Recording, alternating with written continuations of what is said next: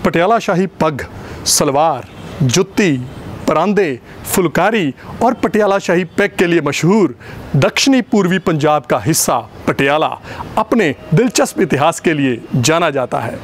महाराजाओं की ये धरती और उनके द्वारा बनाए गए किले बहुत ही ऐतिहासिक और भव्य हैं, जिनके बारे में जानने की उत्सुकता सदा ही लोगों में बनी रहती है। तो दोस्तों, मेरा ये वीडियो आज इसी पर आधारित है, जिसमें मैं आपको बताऊंगा पटियाला के 10 महाराजाओं का इतिहास और उनसे जुड़ी हुई कुछ खास बातें। नमस्कार दोस्तों, सफरनामा एक्सप्लोरिंग वर्ल्ड में स्वागत है आपका। मैं हूं आपका होस्ट डॉक्टर मनुराज। अगर आप मेरे चैनल पर नए हैं तो इस चैनल को ज़रूर सब्सक्राइब कर दें, बेल का आइकन दबा दें और इस वीडियो को अंत तक ज़रूर देखिएगा और अपनी प्रतिक्रिया कमेंट के रूप में ज़रूर दीजिएगा। तो चलिए देरी न करते हुए शुरू करते हैं इस ऐतिहासिक सफ़र को।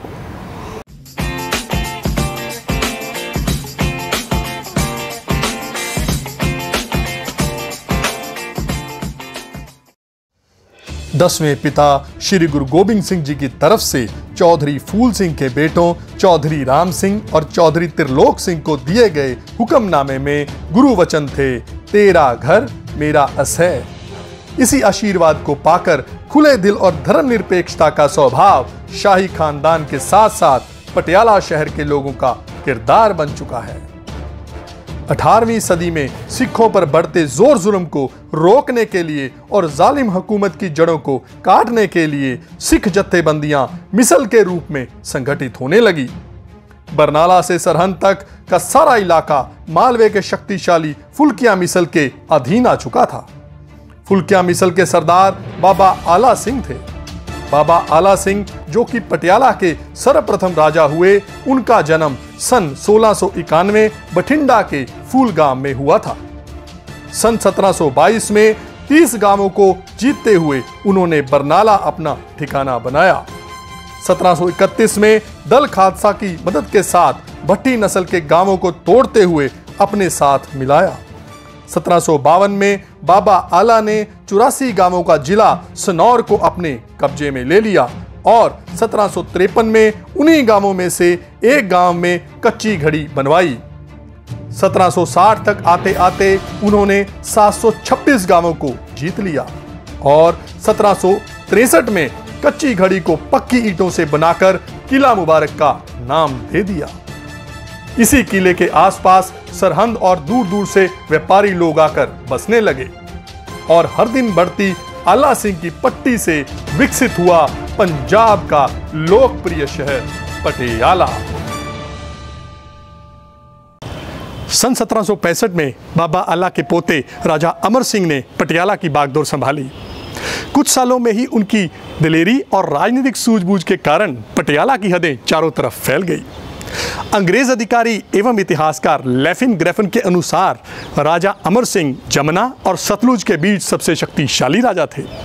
उन्होंने ही सैकड़ों लोगों को अहमद शाह अब्दाली से 1 लाख रुपया देकर छुड़वाया, जिस वजह से उन्हें बंदी छोड़ राजा भी कहा जाने लगा। राजा अमर सिंह ने ही सैफाबाद का किला गुल खां से जीता। सन 1781 में जब वह 33 वर्ष के थे तभी अचानक उनकी मृत्यु हो गई। उस समय पटियाला साम्राज्य बहुत तेजी से विकसित हो रहा था। तभी उनके बेटे साहेब सिंह को 7 वर्ष की छोटी आयु में ही राज सिंहासन पर बिठा दिया गया। इस स्थिति व मौके का फायदा उठाते हुए मराठाओं ने पटियाला पर हमला कर दिया, पर बेमिसाल बहादुरी की मूरत और पंजाब की शेरनी कही जाने वाली राजा की बड़ी बहन बीबी साहेब कौर ने फौज की कमान अपने हाथ में संभाली और मराठाओं को हराकर पटियाला को बचाया। पटियाला के अगले सम्राट राजा करम सिंह का राज तिलक सन 1813 में हुआ। महाराजा करम सिंह के काल में पटियाला में सुंदर इमारतें बनवाई गई। आलीशान दरबार हॉल के बाद किला मुबारक का निर्माण कार्य पूरा हुआ। पटियाला सुख और शांति के माहौल में पलने और बढ़ने लगा। किला मुबारक में बने बुर्ज आला सिंह में ज्वाला जी से लाई गई अखंड ज्योत, टक की लक्कड़ की धूनी और श्री गुरु ग्रंथ साहब जी का प्रकाश आज भी पटियाला की धर्मनिरपेक्षता और अखंडता का जीता जागता उदाहरण है।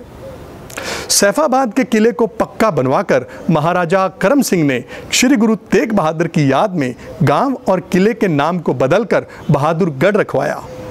बहादुरगढ़ में ही गुरु साहिब की याद में गुरुद्वारे का निर्माण करवाया। सरहंद का नाम बदलकर साहिबजादा फतेह सिंह के नाम पर फतेहगढ़ साहिब रखा गया और साहिबजादा की कुर्बानी और माता गुजरी की याद में गुरुद्वारे भी बनवाए। सन 1845 में महाराजा नरेंद्र सिंह ने पटियाला का राज सिंहासन संभाला, जो कि एक महान कला प्रेमी थे। उन्होंने सन 1847 में आर्किटेक्चर का शानदार उदाहरण मोती बाग पैलेस बनवाया और अन्य इमारतें जैसे कि शीश महल का निर्माण करवाया। सैलानियों के लिए इन इमारतों की कारीगरी और मीनाकारी आज भी आकर्षण का केंद्र बनी हुई है। महाराजा नरेंद्र सिंह ने पटियाला की रक्षा के लिए शहर की किलाबंदी करवाई, जिसमें 10 गेट बनवाए गए।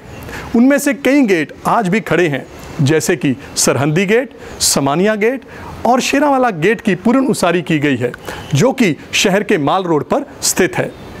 पटियाला के सृजनहार बाबा आला सिंह की यादों को अमर रखने के लिए शाही समाधियों की मौजूदा इमारत का निर्माण भी महाराजा नरेंद्र सिंह ने ही करवाया था। महाराजा मोहिंदर सिंह सन 1862 में राज सिंहासन पर बैठे। उस समय पटियाला ने शिक्षा के क्षेत्र में प्रवेश किया, जब महाराजा महेंद्र सिंह ने कैम्ब्रिज और ऑक्सफोर्ड यूनिवर्सिटीज संस्थाओं पर आधारित महिंद्रा कॉलेज की स्थापना की। सन 1875 में कलकत्ता यूनिवर्सिटी से मान्यता प्राप्त यह कॉलेज दिल्ली से लाहौर के बीच में उच्च शिक्षा का पहला केंद्र था। महिंद्रा कॉलेज की विशेषता यह थी कि यहाँ अंडर ग्रेजुएट तक की शिक्षा निःशुल्क दी जाती थी। समाज में जागरूकता लाने के लिए महाराजा महेंद्र सिंह ने पटियाला में शिक्षा विभाग की स्थापना की और कई स्कूल खोले, जहां पर बच्चों को निःशुल्क शिक्षा दी जाती थी। महाराजा राजेंद्र सिंह महाराजा राजेंद्र सिंह ने सन 1876 में राज संभाला और अपने पिता के पद चिन्हों पर चलते हुए पटियाला में शिक्षा के विकास के लिए पहली पब्लिक लाइब्रेरी की स्थापना की। उन्होंने अपनी रियासत की सेहत संभाल के लिए माल रोड पर राजेंद्रा अस्पताल बनवाया। औरतों को सेहत सहूलतें प्रदान करने के लिए लेडी डेफरिन अस्पताल भी बनवाया गया, जो कि आजकल माता कौशल्या अस्पताल के नाम से प्रसिद्ध है। उन दिनों महाराजा ने राजपुरा से बठिंडा तक रेलवे लाइन बिछाने के लिए 70 लाख रुपए दिए, जिस वजह से पटियाला भारतीय रेलवे नेटवर्क के साथ जुड़ा और उन्नति की राह पर बढ़ने लगा। भिन्न भिन्न वृक्षों से सजा पटियाला का 12 गेटों वाला लोकप्रिय बारांदरी गार्डन भी महाराजा राजेंद्र सिंह की सोच की उत्पत्ति है। यहाँ 150 साल से ज़्यादा पुराने वृक्ष देखने को मिलते हैं। यहाँ ही ऐतिहासिक राजेंद्रा कोठी और पंजाब का पहला रोलर स्केटिंग रिंग हॉल स्थित है। पटियाला रियासत में बाबा आला के समय से ही खेलों को महत्ता दी जाती थी, पर महाराजा राजेंद्र सिंह के काल में आधुनिक खेल क्रिकेट और पोलो प्रफुल्लित हुए। महाराजा राजेंद्र सिंह ने बारांदरी बाग में इंग्लैंड के मशहूर लॉर्ड्स क्रिकेट स्टेडियम पर आधारित क्रिकेट स्टेडियम बनवाया। ज़बरदस्त बल्लेबाज रणजीत सिंह पटियाला 11 का ही खिलाड़ी था, जिसके नाम पर बाद में रणजी टूर्नामेंट शुरू हुआ। पटियाला टाइगर्स पोलो टीम के खिलाड़ी जनरल चंदा सिंह टिल्लो का नाम जगत प्रसिद्ध हुआ। रुस्तमे हिंद और रुस्तमे जमा का विजेता भारत का मशहूर गामा पहलवान भी पटियाला की ही देन थी। पंजाब राज्य के 8वें वारिस महाराजा भूपिंदर सिंह का राज तिलक 1900 में हुआ। महाराजा भूपिंदर सिंह के समय में खेलों का बहुत विकास हुआ, जिस वजह से पटियाला का नाम विश्व प्रसिद्ध हुआ। उन्होंने 1911 में 19 वर्ष की छोटी आयु में इंग्लैंड दौरा करते समय भारतीय टीम की कप्तानी की। महाराजा भूपिंदर सिंह ने क्रिकेट क्लब ऑफ इंडिया को संगठित किया और उसके पहले प्रधान भी बने। भारतीय लीग की रणजी ट्रॉफी भी महाराजा भूपिंदर सिंह की ही देन है। उस समय पटियाला को स्पोर्ट्स कैपिटल ऑफ इंडिया भी कहा जाता था। सन 1907 में भारत की पहली पटियाला स्टेट मोनोरेल ट्रेनवेज को शुरू किया गया, जो कि आज दिल्ली के नेशनल रेलवे म्यूजियम में सुशोभित है। महाराजा भूपिंदर सिंह ने पटियाला फ्लाइंग क्लब की स्थापना की, जहां पर भारत के कई अच्छे पायलटों ने ट्रेनिंग लेकर उड़ानें भरी। महाराजा भूपिंदर सिंह ने पंजाबी को राजभाषा बनाया और पंजाबी का पहला टाइपराइटर भी बनवाया, जिसको भूपिंद्रा टाइपराइटर भी कहा जाता था। उन्हीं के समय दौरान संगीत को भी उत्तम स्थान प्राप्त हुआ। संगीत की दुनिया के जाने माने क्लासिकल गायक अली बख्श और उनके सपुत्र बड़े गुलाम अली खान ने पटियाला घराने का नाम शिखर तक पहुंचाया। ये कहना गलत नहीं होगा कि आज पाकिस्तान का बेहतरीन क्लासिकल म्यूजिक पटियाला घराने पर ही आधारित है। महाराजा भूपिंदर सिंह ने पटियाला की आर्थिक स्थिति सुधारने के लिए किला चौक में बैंक ऑफ पटियाला की स्थापना की, जो कि बाद में माल रोड पे स्टेट बैंक ऑफ पटियाला बना। आजकल वो SBI के नाम से जाना जाता है।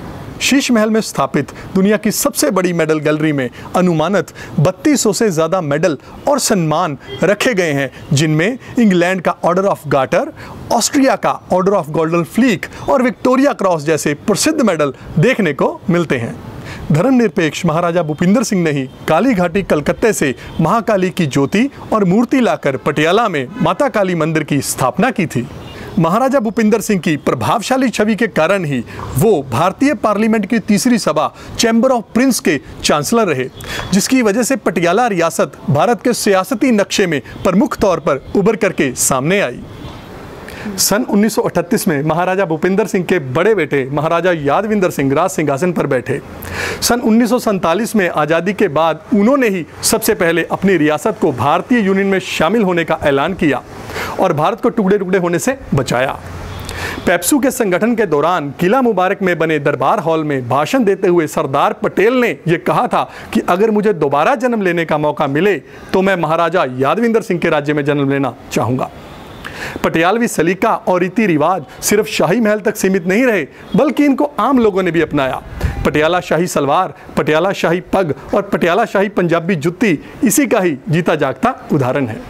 उन्होंने ही पटियाला में आजकल के दौर की अहम इमारतों का निर्माण करवाया, जैसे कि हिंदुस्तान का पहला cinder track Yadavindra stadium, army headquarter, soldiers club और जिम खाना इत्यादि। बंटवारे के समय लाहौर के प्रसिद्ध एचिसन कॉलेज की तर्ज पर आधारित पटियाला में यादविंद्रा पब्लिक स्कूल की स्थापना की गई। YPS से पढ़कर विद्यार्थियों ने पटियाला का नाम दुनिया भर में चमकाया। पटियाला का नया राजेंद्रा अस्पताल भी इन्हीं के दौर में बनवाया गया। यहाँ का प्रसिद्ध मेडिकल कॉलेज पिछले 70 वर्षों से लगातार हर फील्ड के महारत डॉक्टरों को तैयार कर रहा है। सन 1938 में महाराजा भूपिंदर सिंह के बाद महाराजा यादविंदर सिंह इंडियन ओलंपिक के प्रधान बने। सन 1956 में थापर कॉलेज और 1962 में बतौर चेयरमैन पंजाबी यूनिवर्सिटी कमीशन को स्थापित किया। खेलों के विकास के लिए महाराजा यादविंदर सिंह ने राष्ट्रीय स्तर पर पटियाला में नेशनल इंस्टीट्यूट ऑफ स्पोर्ट्स की स्थापना की। पेप्सू की समाप्ति के बाद पटियाला के शाही खानदान का भारतीय राजनीति में सियासी सफर शुरू हुआ और उन्होंने अपना सारा समय पटियाला की उन्नति और लोकहित के कार्यों में व्यतीत किया। पटियाला शाही खानदान के 10वें वारिस कैप्टन अमरिंदर सिंह का जन्म 11 मार्च 1942 में हुआ। उनकी माता महिंदर कौर को राजमाता मेहताब कौर के नाम से भी जाना जाता है। अमरिंदर सिंह ने अपनी पढ़ाई वेलहम स्कूल, लॉरेंस स्कूल और दून स्कूल से पूरी की। कैप्टन अमरिंदर सिंह को देश प्रेम और कुर्बानी का जज्बा उनके दादा और पिता से विरासत में मिला, जिस वजह से उन्होंने पहले नेशनल डिफेंस एकेडमी और फिर इंडियन मिलिट्री एकेडमी करके भारतीय सेना में कैप्टन बने। सन 1965 में भारत पाकिस्तान युद्ध के दौरान वे लेफ्टिनेंट जनरल हरबाग सिंह के ADC भी रहे। इन्हीं तजुर्बों के कारण वह एक मकबूल मिलिट्री हिस्टोरियन और बौद्धिक लेखक के रूप में प्रसिद्ध हुए। पटियाला शाही खानदान को सियासी तौर पर आगे बढ़ाते हुए कैप्टन अमरिंदर सिंह ने मुख्यमंत्री के तौर पर पटियाला ही नहीं बल्कि पूरे पंजाब का विकास किया। उन्हीं के कार्यकाल में पटियाला की पहली Rajiv Gandhi university of law, Bhupinder Singh sports university और Patiala state aeronautical engineering college स्थापित हुए। आज पटियाला पंजाब का एजुकेशन कैपिटल है, जहां शिक्षा प्रणाली का अमूमन हर विभाग का कॉलेज और यूनिवर्सिटी मौजूद है। पटियाला और पंजाब के आलोप हो रहे ऐतिहासिक धरोहर को जीवित रखने के लिए पटियाला हेरिटेज फेस्टिवल भी कैप्टन अमरिंदर सिंह ने ही शुरू करवाया। इनकी पत्नी श्रीमती महारानी परनीत कौर पटियाला की हरमन प्यारी नेता हैं, जिन्होंने लगातार 3 बार लोकसभा में बतौर मेंबर ऑफ पार्लियामेंट और केंद्रीय विदेश राज्य मंत्री के तौर पर सेवा निभाई। आज के समय में महारानी परनीत कौर चौथी बार लोकसभा की मेंबर हैं। उन्होंने ही बनूड़ में footwear design and development company की स्थापना की, जहां से पढ़कर विद्यार्थी अंतर्राष्ट्रीय कंपनियों में काम कर रहे हैं। हर वर्ग के सुख दुख में सहायक होने वाली महारानी परनीत कौर का नाम पटियाला के घर घर में बड़े सत्कार और मान के साथ लिया जाता है। कैप्टन अमरिंदर सिंह के बेटे सरदार रणिंदर सिंह ने अपने पूर्वजों से चलती आ रही खेलों की परंपरा को आगे बढ़ाया और वह आज नेशनल राइफल ऑफ इंडिया के प्रधान हैं। इसी के साथ साथ वह इंटरनेशनल शूटिंग स्पोर्ट्स फेडरेशन के भी प्रधान हैं। तो दोस्तों, ये था पटियाला के 10 महाराजाओं का इतिहास। उम्मीद करता हूँ ये आपको बहुत पसंद आया होगा। अपनी प्रतिक्रिया मुझे लाइक के साथ और अपने कमेंट्स के साथ ज़रूर दीजिएगा। अगर आप मेरे चैनल पर नए हैं तो इस चैनल को ज़रूर सब्सक्राइब कर दीजिएगा और बेल का आइकन भी दबा दीजिएगा। जाते हुए मैं आपको अपने मन की कुछ बातें कहना चाहता हूँ पटियाला के प्रति। पटियाला के लिए मैं कहता हूँ, पटियाला शहर नगीना, पटियाला शहर नगीना, जो आता यहाँ एक दिन रहता सवा महीना। तो दोस्तों, पटियाला एक ऐसा शहर है, अगर आप पटियाला आते हैं तो ये पटियाला आपको ऐसे अपना लेगा कि आपका यहाँ से जाने का मन नहीं करेगा। तो दोस्तों, इन्हीं शब्दों के साथ आप सबको मैं कहना चाहूँगा कि आप अपना ख्याल रखिए, स्वस्थ रहिए, व्यस्त रहिए और मस्त रहिए। इन्हीं शब्दों के साथ आज आपसे विदा लेता हूँ। धन्यवाद। मिलेंगे नेक्स्ट वीडियो में।